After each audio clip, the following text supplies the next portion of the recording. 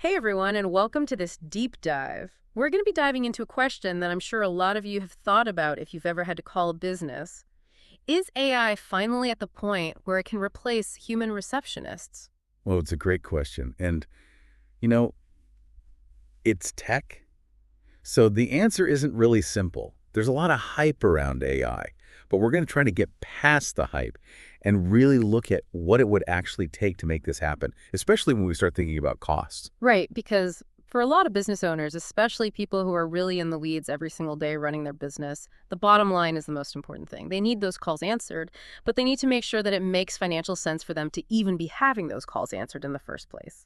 So let's actually start with what we know, the human receptionist. Yeah, the tried and true, you could hire in-house, and that gives you a lot of control. But as anyone who's ever hired anybody knows, wages can be all over the place. Right. You could be talking minimum wage, or you could be talking $30 an hour for someone who's really experienced in HR.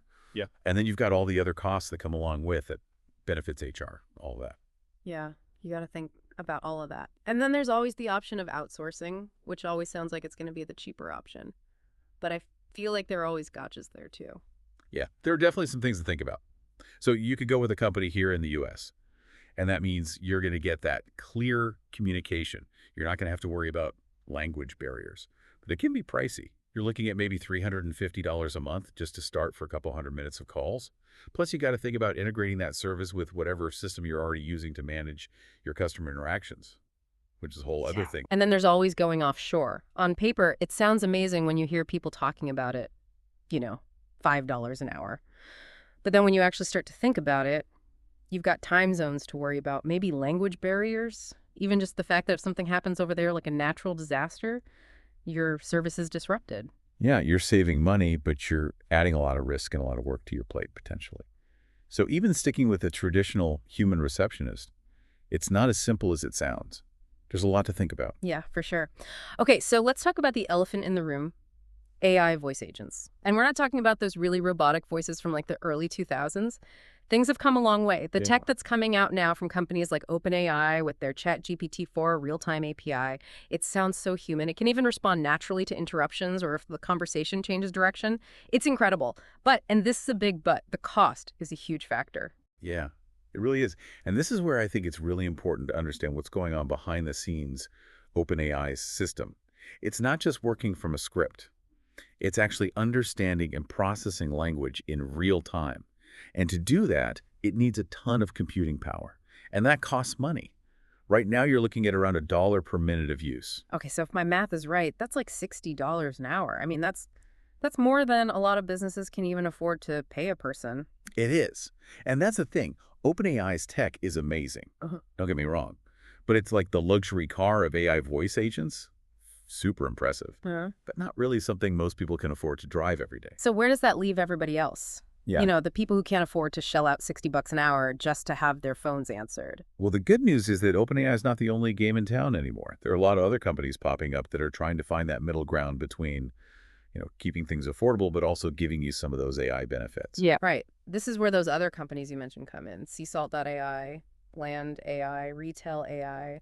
What's different about what they're doing? So if OpenAI is like the luxury car, these are more like your reliable everyday cars. Yeah. They're not necessarily trying to sound exactly like a human. Instead, they're focused on getting really good at specific tasks, answering common questions, scheduling appointments, things like that.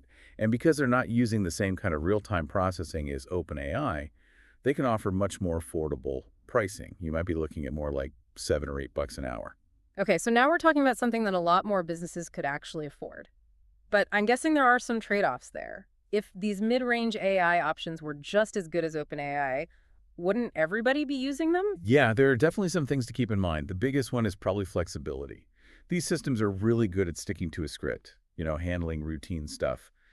But they might not be as good as a human if someone asks a really out there question or something unexpected happens during the call. So you probably don't want one of these AI systems handling your customer service line if you're in the middle of dealing with like a big product recall or something.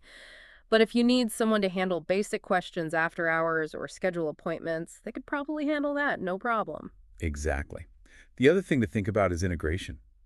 A lot of these AI systems are designed to plug into other business tools you're already using. like your CRM if you're using one of those to manage all your customer data, or, scheduling app like Calendly. There are even platforms like Zapier that are specifically designed to connect different apps together. Hmm. So the idea is to make the whole thing seamless, but realistically, you're probably going to run into a few bumps in the road. Gotcha. So it's kind of a balancing act. You're weighing the cost savings and the potential for increased efficiency against the fact that you might run into some limitations or tech issues. Speaking of costs, one of the sources we looked at had a real-world example that I thought really illustrated the difference between these AI tiers. I think I know which one you're talking about. The $5 phone call? That's the one. So they did a test run with OpenAI's real-time API, just a 5-minute conversation, nothing crazy. And the bill came back at over $5, just for 5 minutes. Now imagine if that had been a real customer service call and it went a little long, or if you had a bunch of calls like that coming in every hour. Yeah, you'd be looking at a pretty hefty bill every month. Which I think just goes to show that even though this technology is super cool, it's not quite ready for everyone just yet. It might make sense for businesses with a lot of money to throw around, or maybe for very specific situations. But for your average small business owner, it's more of a taste of what's to come than something they're going to be using every day. So if someone's listening to this and trying to figure out what to do for their own business, is it time to get rid of all their human receptionists and just have robots answer the phones from now on? Yep. Not so fast. It's definitely not an either situation anymore. There's a lot more nuance to it than that. The first thing you have to ask yourself is, what can I actually afford? If your budget is really tight and you just need help with the basics, these more affordable integrated AI systems are definitely worth looking into. But if you have some wiggle room in your budget and you really need that human touch, maybe for certain parts of your business, then maybe OpenAI's technology is something to think about. Even then, it might make sense to start small, like maybe use it for certain types of calls or during certain hours, just to test the waters. Exactly. And don't forget about those other factors. How important is it to you that this integrates with the other tech you're using? How much are you willing to deal with if there's the occasional technical glitch? If those things are deal breakers, you might be better off sticking with human receptionists for a little while longer, or at least until the tech catches up a little more. Because it is changing quickly. Oh yeah, incredibly quickly. All right. What seems impossible today could be totally normal a year or two from now. So it's not even really about the AI itself. It's about how it fits in with all the other stuff you've got going on. Exactly. And this is why it's good to keep up with what's happening in the industry. Like if OpenAI's pricing changes, which is totally possible because things are moving so fast, that could change the whole game. But for now, don't write off those other more affordable AI solutions. They might be more ready than you think. Okay, so for our listeners out there who are thinking about taking the plunge, what's the main thing you want them to take away from all of this? I think the big takeaway here is that there's no right answer for everybody anymore. There are options now, which is great. AI answering your phone isn't some futuristic dream anymore. It's real. It's happening. And it's getting better and cheaper all the time. It really does feel like there's something out there for everyone at this point, no matter what your budget is or how complicated your business is.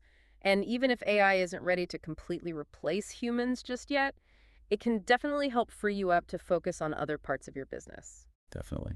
And who knows? Yeah. Like we were saying before, a year or two from now, we could be having a totally different conversation about all of this. That's the really exciting thing about all of this.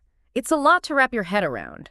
But hopefully this deep dive has given everyone some stuff to think about, and maybe a little head start on figuring out what's right for them. So until next time, keep asking those questions, keep experimenting, and keep those phones ringing.